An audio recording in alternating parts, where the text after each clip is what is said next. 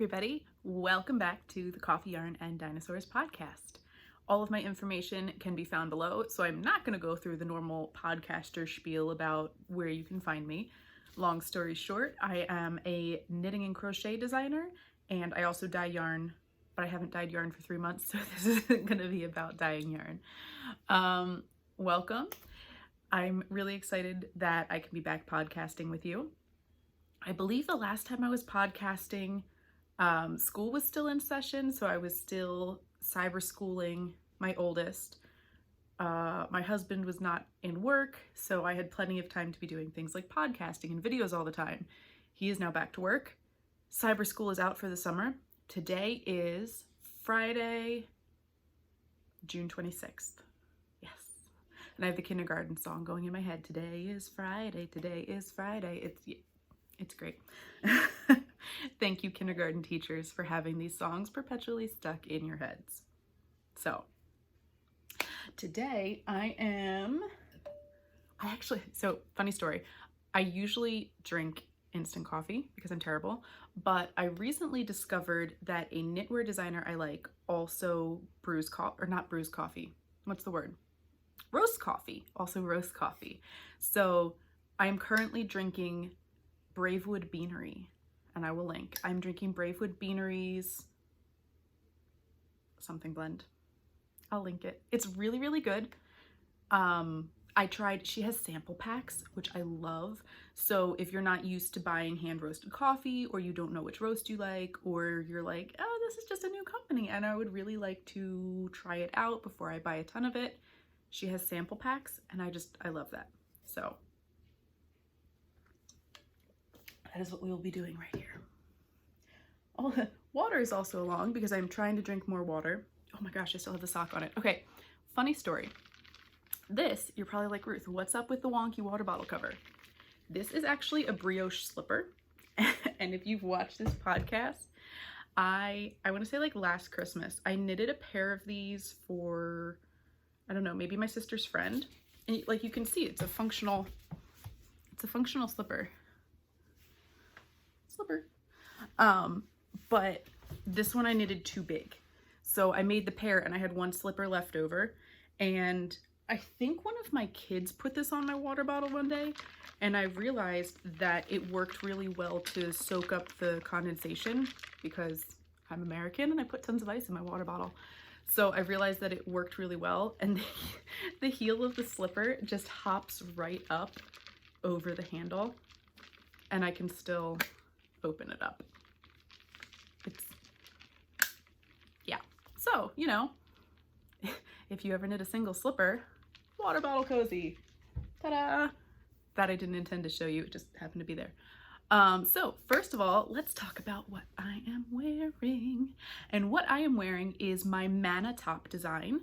You guys have probably seen this in its gray form. The original prototype was like a silvery gray, and I've shown it a couple times here on the podcast.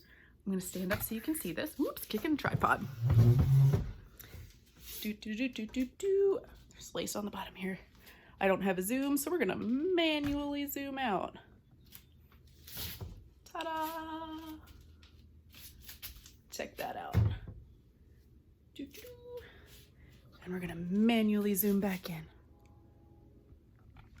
If you like that, we'll just call it manual zoom. Basically, I'm moving the tripod. So this is my Manna top, and it is going to be published July 1st. This version of the sample, let's see, I don't have the yarn with me. This version of the sample is made with Lion Brand Kobu in their mauve colorway. So it's 50% cotton and 50% bamboo, and you can kind of see it on me. It's just very drapey and very shiny and super comfy. I love this is just fun to play with. I love the chains and the accents. And this is my first crochet garment design.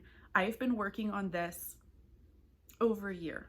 Over a year is when I first made the first prototype, and I went through the entire journey of learning how to properly grade sweaters, learning how to, grading and estimating yardage and all of that. So I'm really, really excited that I'm finally going to be able to publish this and share it with you guys.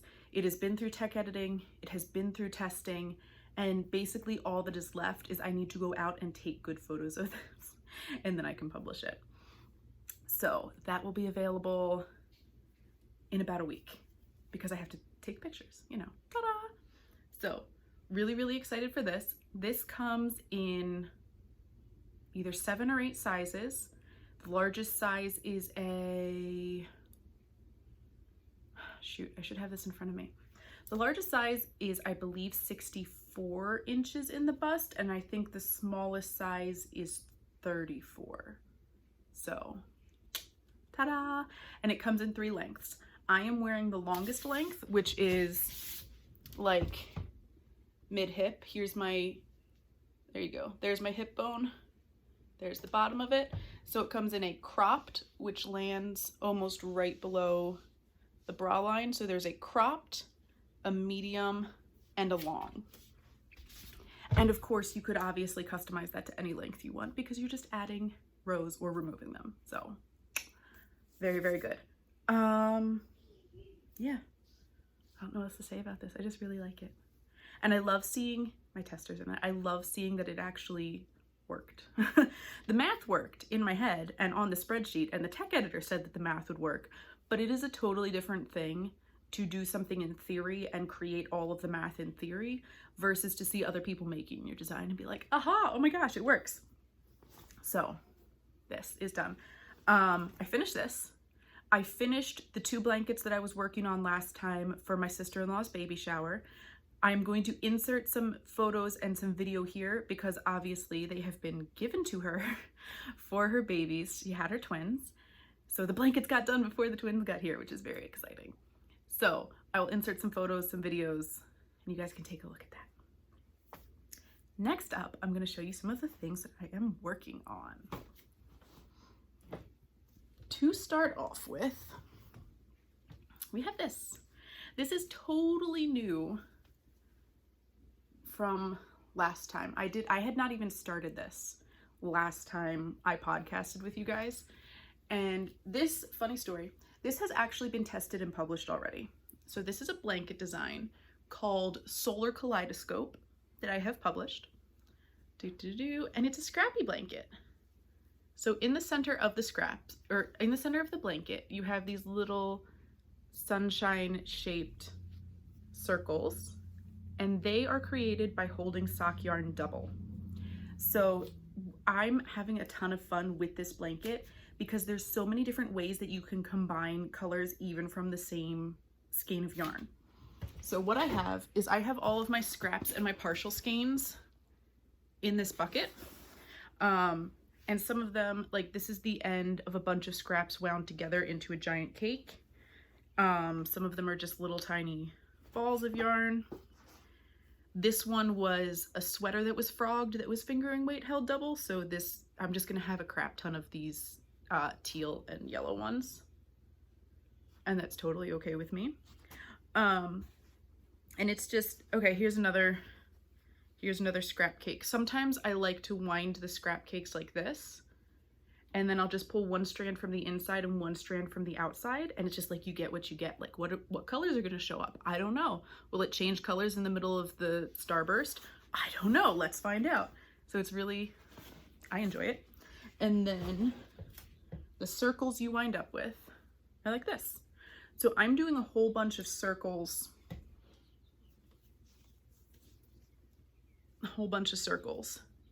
and then I join them together.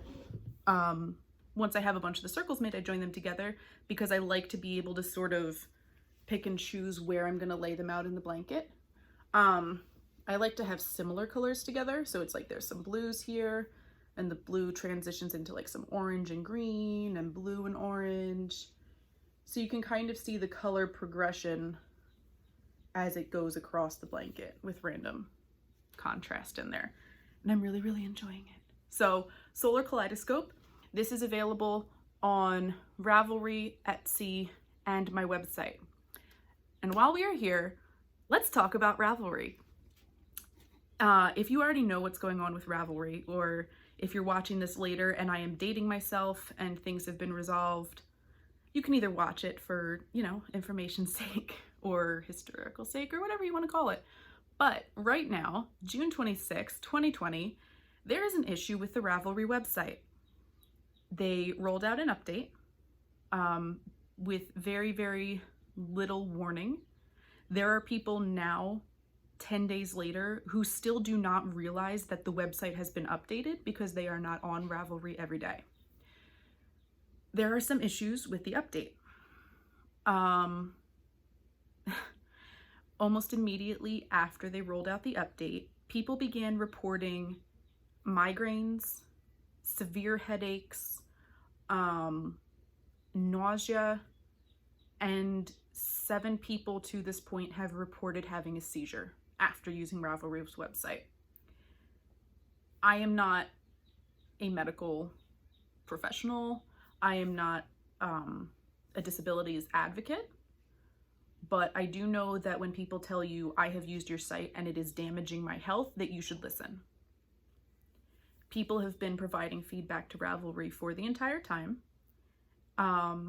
In the beginning, they left these giant threads open so people could comment and could say, here's where I'm having issues with accessibility, blah, blah, blah. Part of the problem is that those feedback forums are on Ravelry. So if people can't get on Ravelry to give feedback, that's a problem.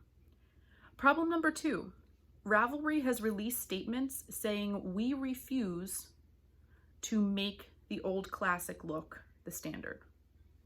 Now, I understand that it may not be possible. I've spoken to a number of people who do programming, who do coding, and they have said that if Ravelry basically made some crappy choices when launching the update, it may be technically impossible for them to roll back to the old version without, say, people losing all of their purchases that were made since the update. Okay? So because the site has still been up and functioning, it could be that if they rolled it back, people would lose purchases, whatever. So I know that it may be technically impossible for them to roll it back. Ravelry has at this point made it so that if you can stand to log into the new look, you can go up to your Ravatar up in the upper right-hand corner. I don't know if I'm pointing to right or left. I don't know if it's going to mirror. Up in the right-hand corner of your screen where your picture, the little block icon is, if you click on it, you can scroll down and click Use Classic Ravelry, which is very helpful for people who are actually able to log on. Some people cannot even log on to do that without it triggering a migraine. Yes, I do believe that that's happening because in the first 5 minutes of me using the new Ravelry, I had a headache that lasted for 5 hours and I had to shut off all screens. I was in the middle of editing a sock pattern that I will show you later. I had finally gotten on a roll. I was like, yes, this is so exciting. I'm making so much progress. I'm writing this pattern, I'm editing. And I clicked into Ravelry to check the yardage for my project, and it switched over to the new one. And in the time that it took for me to get the yardage out of my project page, I had a headache. I had to shut all my screens, shut all my computers, couldn't do any more work for the day, which really set me back. And I haven't even gotten back to editing that pattern yet. Yeah, it's not good. Guys, I understand that there's a possibility to toggle back. I understand that they are basically a 1 to 2 person coding team and they're working on it. But if you are somebody who has migraines or seizures, or honestly, even if you are someone who has never reacted badly to a website, please be aware when you are going on Ravelry that this could trigger a neurological response, which is what the seizures and eye strain and headache and all of that is. It's a neurological response. Yeah, it's just not good. And at this point, at 10 days, they have locked all of the feedback threads. There is a survey on the front page of the website that you can click into and give feedback. But again, you need to be able to access the website to get to the form to give them feedback. So if you can't use the site, you can't get into the site to tell them that you can't use the site. It's ridiculous. They have also gone quiet on social media. So there's a lot of people who are tagging them on Instagram, on Twitter, places like that, and just saying, hey, please just acknowledge what's going on. We love you. We know you didn't do this on purpose. Nobody thinks that the update was to hurt people, okay? Mistakes happen. Obviously, professionals should have been consulted for accessibility purposes, but, you know, mistakes happen. People make mistakes. But just acknowledge your mistake, you know? Like, oh my gosh, we're sorry. We didn't mean for this to happen. We see that there's really big problems with this now. We're sorry. We're working on it. Here, you know, whatever. Because of the way that they have responded to this, because of their way that their actions are hurting people, because of the way that their inaction is hurting people, and because I don't ever want to send you guys to somewhere that could potentially be harmful for you, I am working on getting all of my designs up onto my own website, basically. I have found another way to host my patterns so that you guys can have the option to purchase off Ravelry. Currently, all of my patterns are available on Etsy, but I would really like to have my own independent site, and so I will be doing that. Yes, the patterns are still on Ravelry because Ravelry is my main source of design income right now. So for people who are still able to use that site and would like to, I am leaving them up there. I'm just spreading it out, trying to diversify things a little bit, which is never bad. Let's see, what else? Okay, I have gotten questions from people about, is it possible to download all of your patterns? So if you have purchased patterns and they're in your Ravelry library, is it possible to download your patterns? Yes, it is. There is a plugin for Chrome and Firefox that is called Download Them All. You install it into your browser. I will link a video below here. You install it into your browser, fiddle around with it, which the video shows, and you can download the PDFs off of your Ravelry library. I am still working on figuring out how to get my project pages off of Ravelry because obviously I would like to keep my project notes and photos. Right now, my best option is when you go on your phone, you can go up to the breadcrumbs, which is the ... You can go up to the breadcrumbs, and in the drop-down menu, you can click Save this page as a PDF.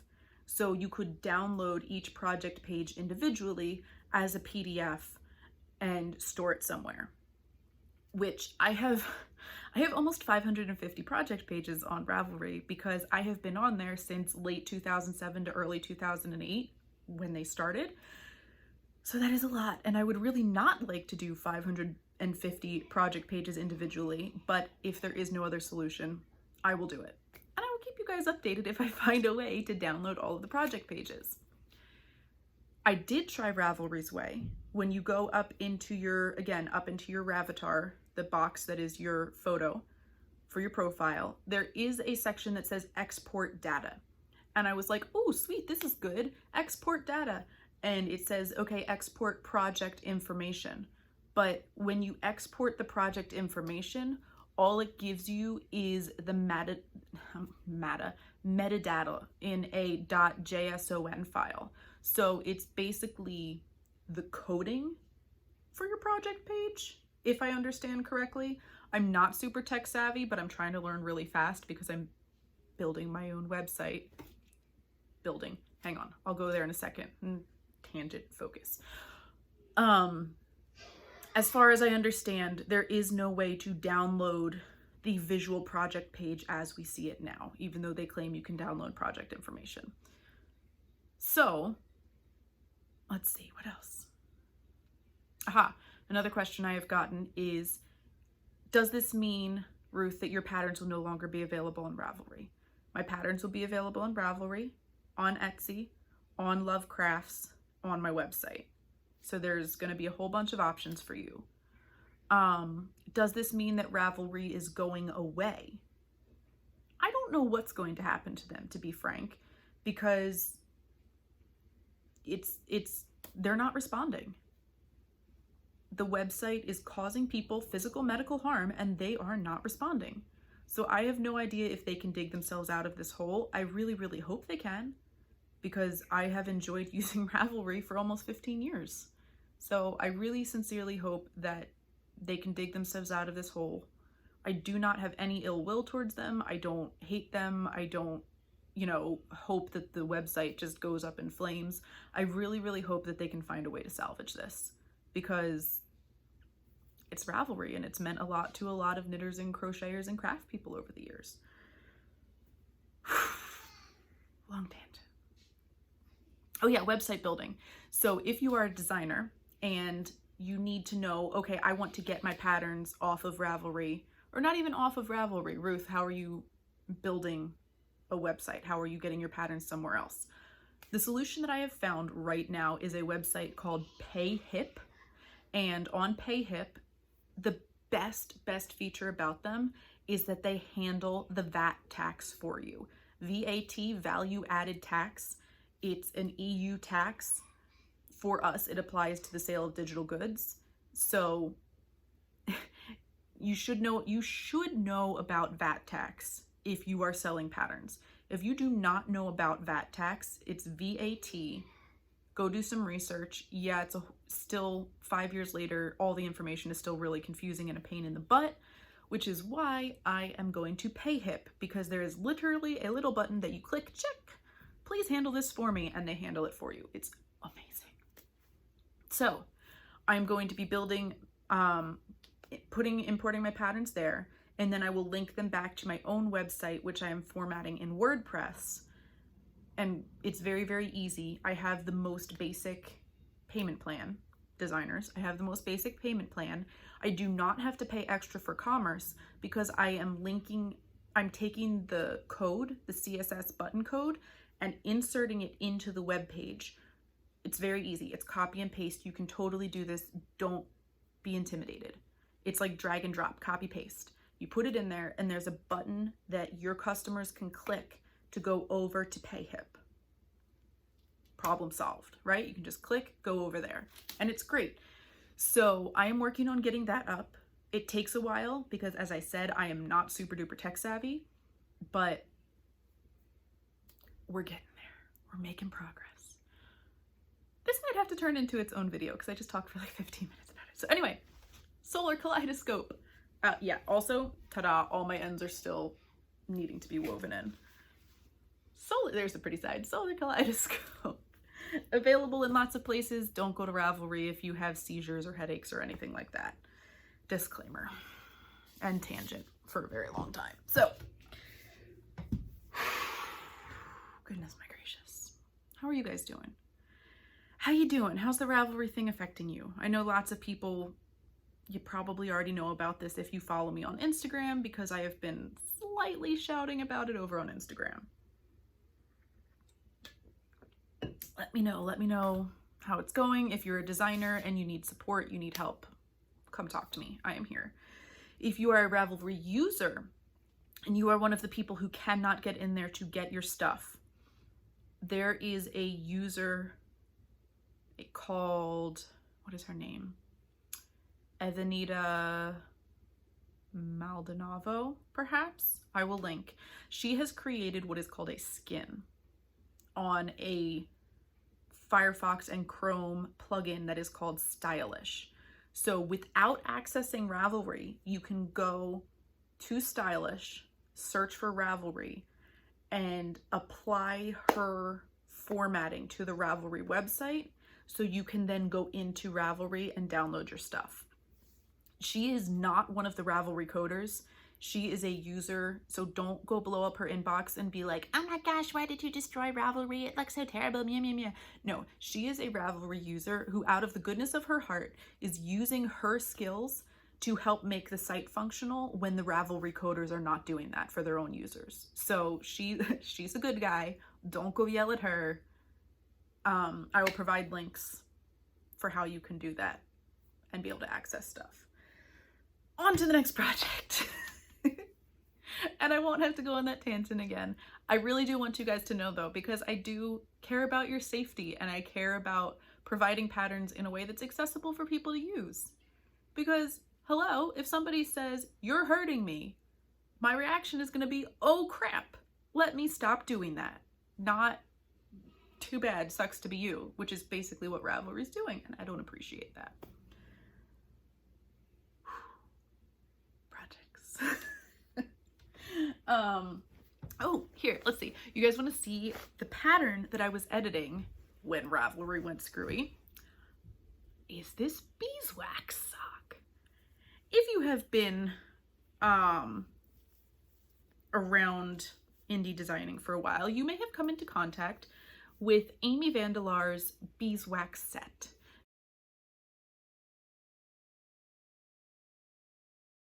There is a cowl, there is a hat, there are some fingerless mitts, and I took her cowl pattern and I put it on a sock. So I did this maybe 2 years ago, and I just did it for fun. It was when we were living in the schoolie and I just wanted to, you know, have a project for fun. So after I made these, I had posted the pictures online, I had made a Ravelry project page, and I had a bunch of people ask me basically for pattern support. They said, hey, how did you do that? We'd like to do that too. Can you write down your modifications for us? And it got to the point that I basically just emailed Amy and said, hey, you know, I made these socks. She had seen them before. It's like not a secret. Would you mind if I wrote up an add-on pattern? So people would still have to have your cowl pattern, because this is a stitch that Amy swatched out and invented herself. So I'm not trying to take credit for her stitch. I'm not, you know, hiding where I got it from or that I modified her pattern, but this would be an add-on pattern. So if people have the cowl, they could also purchase the instructions to modify and make this sock. And she was like, I hate knitting socks, so please go for it, be my guest, which I love because I love knitting socks. So that is what is going to be happening. This will be probably one of the next patterns up in testing. This is Sugar Plum Circus. I want to say either like soft sock or plush sock or something like that. Oh no, this is her 100% superwash merino. So this is not a 75-25, this is just merino. And this is in her julep colorway, which I love. So there are instructions for this, and it will fit pretty much any size. Because of the way the cable is, because it's so big and because you have to have a certain number of repeats and all of that, it's going to be one set of instructions and you will have to change the gauge to get a larger or smaller sock. But look at this sock. You know, the other side of the cable is ribbing. So this is a really, really stretchy sock with a square heel turn, which I love. Square heel turns are my favorite for a top down. They're just so dang perfect. So I'm working on these. You will see these soon. I have moved my testing off of Ravelry also. It is now in a Slack group. So Slack is basically a private, people usually use it for work. They use it for like communicating with team members at work if you need to talk about a project or whatever. I am using it to do pattern testing, which is great. So if you are already someone who has tested for me before, if you're on the Tell Me About New Tests newsletter list, I sent you out an email and it has a link for where to join in the Slack group. If you are somebody who has never tested for me before but is interested in potentially testing, send me an email. I can get you the link for that group. That is definitely a possibility. So that is this. I have made progress on my temperature blanket. Finally. The last time I showed you, I think I was halfway through February, maybe. And now I am through the first 2 weeks of March. Yay. So apparently this is the year of me making all the blankets. I don't really know what's up with that, but check this out. The last time I showed you, it was probably about here. So this is through March 12th. And you can see we're like just starting to get into the lighter weather warming up colors, and I'm really, really excited for that. I am also planning to put on there, I'm gonna put in a row for the date where lockdown started. And technically we are not out of lockdown yet. My state, I'm in Pennsylvania, my state is doing like a red light, yellow light, green light type deal. And I am still in yellow light, even though like most of the rest of the state is green right now, which is ridiculous. But it is what it is. So I am planning to put in a row of maybe either like a black, or I have this sparkle. So I might put in a row of the sparkle when it starts and a row on the official end date, because I figured while I'm documenting 2020 in a blanket, like who knew when I started this? I just figured, oh, new decade, 2020 would be a good year to document in a blanket. Yes, I'm also planning on documenting lockdown in my blanket. So, ooh, and guess what? Look what I figured out for the edges. I'm leaving yarn on the edges. At the beginning, you can see I braided a couple of them, and it was just such a pain in the butt, and it took forever. So I decided, I have not trimmed these yet, but I decided to just tie them into tassels. So each new row, I'm making sure that I cut and join even if I have like the same color next to it. And this is just crocheted linen stitch. But look how nice and big it is. I think this is gonna be almost a queen size bed wide. Like I believe this is about 85 to 90 inches wide, which is awesome. So that is that. I'm hoping to make more progress on this, but I am so happy with the color palette that I chose, which is great because I'm making, you know, an entire gigantic 2020 blanket out of it. And currently it is being stored. I had to move it. I was using one of these little guys, and this is just from, I want to say maybe like Michael's or Joann's or something. I had a coupon, and so I went and grabbed a couple of these when I started doing the temperature blanket. But now, oh my gosh, it is all in there. So if you haven't seen my temperature blanket before, this is how I am keeping track of which color I need to use for which day. I've taken these little, oops, sorry, it's over here. I have taken these little embroidery floss, I would call it a bobbin, I don't know if that's the right word. And I wrote on here, okay, this is big twist value. And this is going to be for any temperature day that is over 100 degrees Fahrenheit. So as you know, as I flip through, okay, we're starting to see this color in the blanket. This color is also big twist value because if you're going to be making an Afghan with however many colors that is, I'm buying cheap acrylic because that's, you know, what's in the budget. So this is big twist value is the Joann's store brand. Value is their cheaper version. It is not as rough as Red Heart Super Saver. It has the ply weight. Like, okay, if you know cheap yarns, Red Heart Super Saver is kind of more loosely plied, like it's a little bit drapier, but it's like squeaky. It's that rough squeaky that people don't like. Caron 1 pound is thicker, it's denser, like it just feels like a tighter yarn in your hand. This has the softer feel of Caron 1 pound, but with the drapiness of Red Heart Super Saver. So this I can easily, like, I can put this on my face. This doesn't bother me at all. I can put this under my neck. This doesn't bother me at all. So I'm using this brand predominantly. I'm using a couple of the Big Twist Soft because some of the value colors are rough. It's one of those things where I wouldn't order it online because for some reason, some of the colors are rough and some of the colors are smooth and you just need to be in the store and feel it.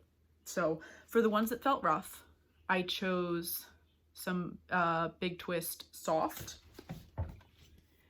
I also have some Lion Brand Baby Soft for one of my, let's see, this is gonna be the 71 to 77 degrees, and I'm gonna hold it double because this is a DK weight and all of the rest of the colors are like heavy worsted to Aran weight. So I'm gonna hold this double. This is a good, this is very nice, by the way. I would totally use this for a baby project. It's just like standard acrylic, but it's nice, it's soft, it's not the scratchy stuff. And let's see, what other brands am I using? I do have a Caron Simply Soft. I am not the hugest fan of Simply Soft, but it wears forever. It will last forever. And I do have a Caron 1 pound.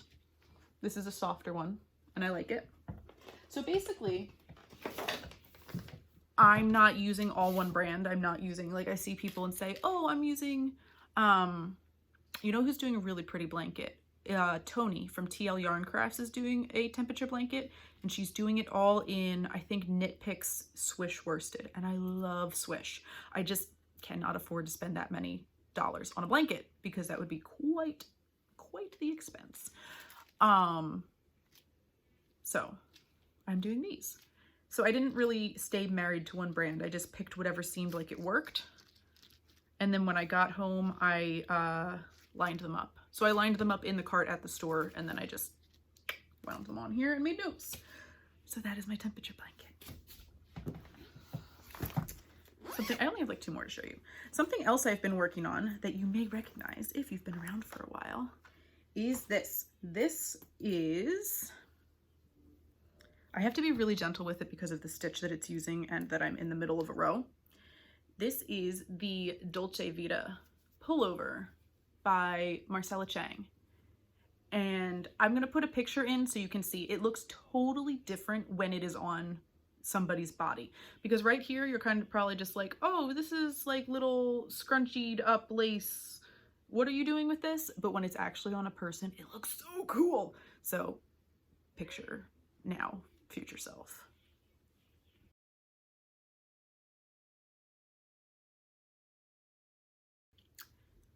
Now that you have seen that, isn't it cool looking?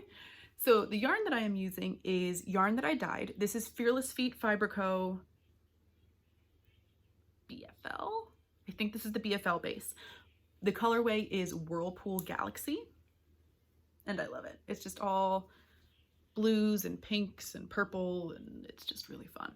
So I am, even though this looks really short, hanging up next to me, like here's the underarm and it's like there's the body, I only need to do maybe about 3 more pattern repeats, because when I block it, the lace is just gonna expand so much.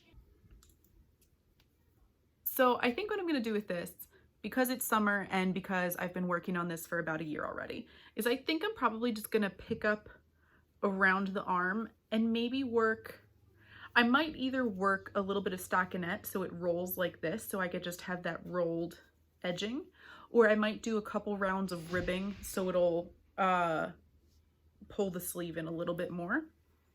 And then I'll just have this nice short sleeve top. Obviously I will have to wear a tank top under it. Probably when I wear this out, I will have to wear a tank top too, just because I am that person and I have little kids and my kids would be like, wow, and I would just be flashing the world in my cute little lacy crocheted top, which I do not want to do. So that is this. This is Dolce Vita by Marcela Chang. And I am, okay, so something else that's exciting about this particular pattern is this, I'm only on my 2nd skein of yarn, of fingering weight yarn, okay? I'm knitting like a 50-inch bust on this and I'm only on my 2nd skein of yarn. What? I'm gonna have a short sleeve top for my size out of 2 skeins of yarn? That is unheard of. It never happens for me. Usually I'm like a 4 to 5 skein of yarn. I think this one is just shy of 500 grams, so like 5 skeins of yarn for a short sleeve top. Okay, for a long sleeve sweater, I'm like 6 to 7 skeins. So the fact that I could make a functional top with 2 skeins of yarn, 200 grams of yarn, is just, it's amazing. I'm so excited about that. So, ta-da. Last but not least, this is something else fun that you guys have not seen before, because I was not working on it before. And of course, even though I have like 17 projects, apparently I feel the need to start another one. This is a yet unnamed shawl design. Sometimes I just have a skein of yarn on hand and I don't know what to do with it. And then one day I'll look at it and be like, I know exactly what I want to do with it. And because I know exactly what I want to do with it and it's been waiting for a year, I must start right now. And so I do. So this yarn is from a really cool yarn dyer named Brooke, and her yarn brand is Fully Spun Yarn. You've probably seen, I was working on the last podcast, I was working on a sweater that has her yarn in the yoke. And so what she does is she dyes the wool in different colors and then she sends it off to a mill to have them spin it. And so it's like a gradient. This colorway is called I-95 and it's on her sock base. So it's a 3-ply, it's a nice round smooth 3-ply yarn. And you can see it's just like this nice, gentle, subtle gradient. And I love it so much. I love it so much. So I am striping it in with, this is Fearless Feet Fiber Co. Soft Sock in the Squash Blossom colorway. So check that out. Wow. This is so exciting and I really love it. So this is something that I have to do like one more section of lace and then maybe I'll throw some of this on the edge for a border. So you will probably see this maybe like in August is probably when you'll see this published, maybe September. I have a lot of stuff coming up in August, which is another story. But so hopefully you will see this again soon because I love it.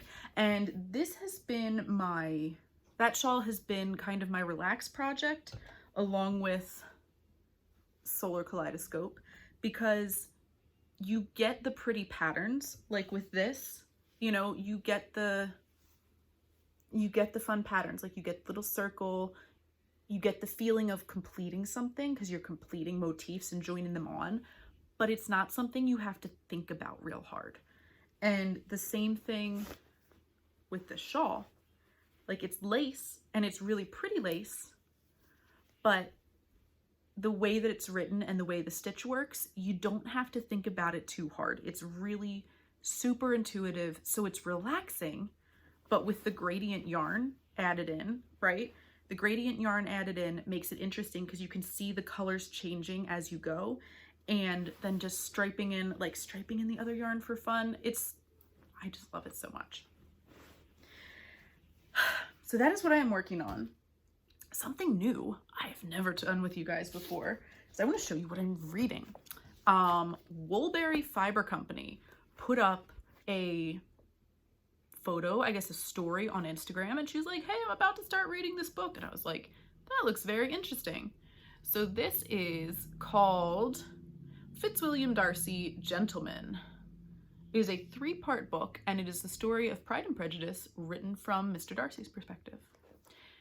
And I'm enjoying it immensely, which is very interesting. I am not usually the like fluffy book kind of person, but I do enjoy Jane Austen. I grew up enjoying Jane Austen, and so it's really, I like the whole different perspective type thing. I am, let's see, how far am I? 75 pages in out of 200. And it's a 3-part series. So I'm about a third of the way through the first book in the series. I'm really enjoying it. I like that the author incorporates scenes from Pride and Prejudice in it.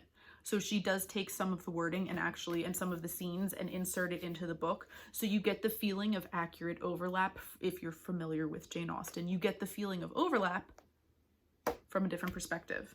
I grabbed this on eBay for like 50 cents. Because, you know, people sell used books. So I will definitely get the other 2. Last but not least, want to see some cool yarn? I want to show you cool yarn.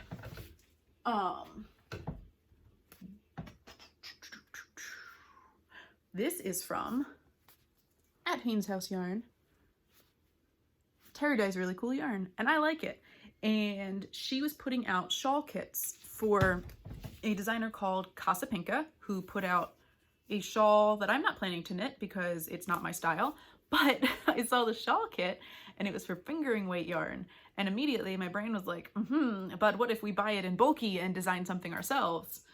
So I bought it in bulky and I plan to design something myself. I also really like it when yarn dyers dye on weights other than fingering weight yarn, because not everybody wants to use sock yarn, right? So this is super squishy, which is why I keep putting it on my face. It is 100% superwash merino, 106 yards per skein. And let's see, this color is Group Hug, and it's a little bit greener in real life than it's showing up.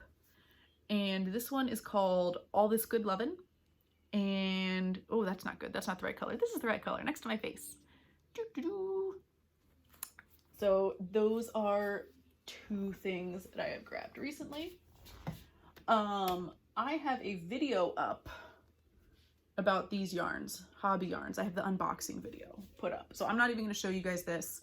If you go back in my channel, you can see the gradient yarn that I got from Hobby.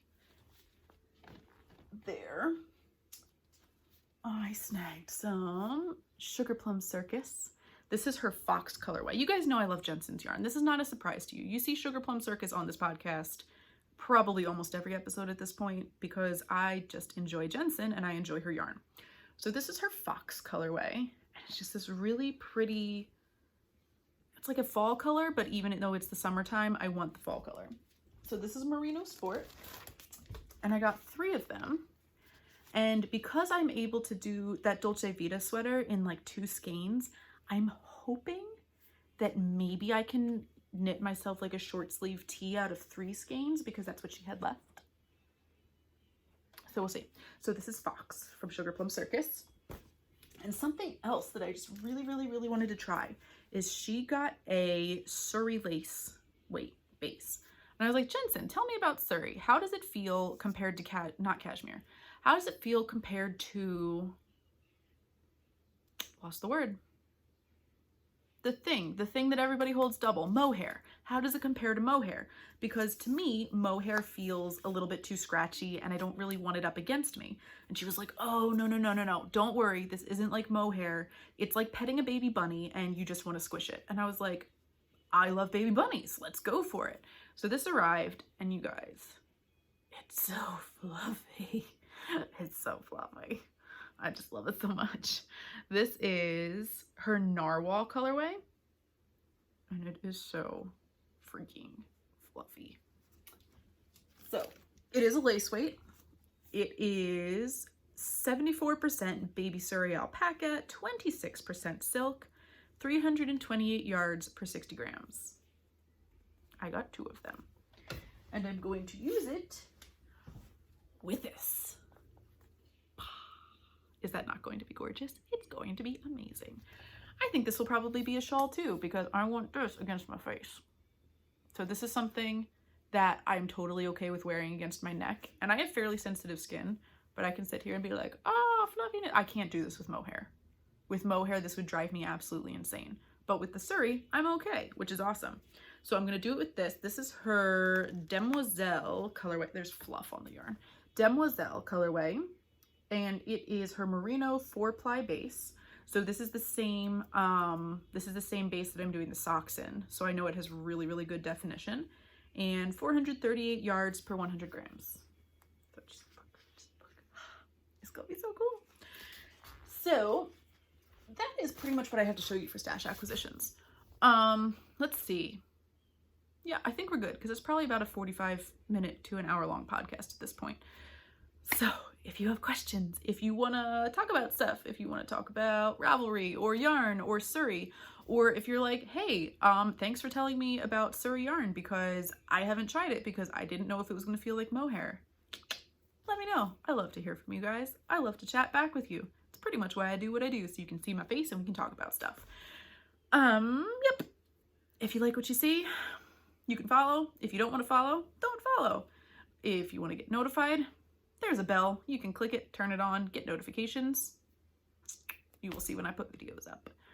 Thank you guys for watching. I hope you're having a great day, and I'll see you next time. Bye.